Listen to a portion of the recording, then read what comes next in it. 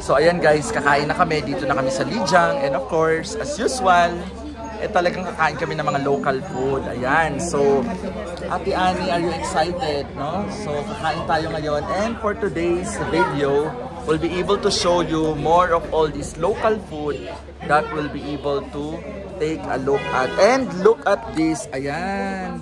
So, tingnan mo yung ginagawa nila, di ba? Yan, yung mga vloggers. So, ano yung hinalo mo na? Ano nang nilagay mo dyan? Ano, mga slice na, anong tawag mo? Anong tawag dyan, te? This is, ayan, sa Ate Juliet. jujube. Jujube. Meron ba yan sa Pilipinas? Tapos ito, Pula. turnip to. Turnip. Ba yan? Opo, ito sayote.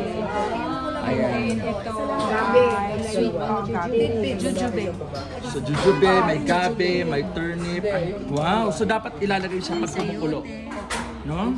Yung iba na-excite, ibang kumukulo eh. Ano naman to? Tofu. So, ayan, may tofu. But later na yung tofu, diba?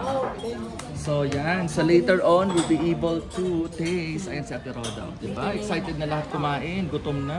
That's it. After 4 hours of travels, andito na kami sa isang local restaurant here in Lijiang. So, yan.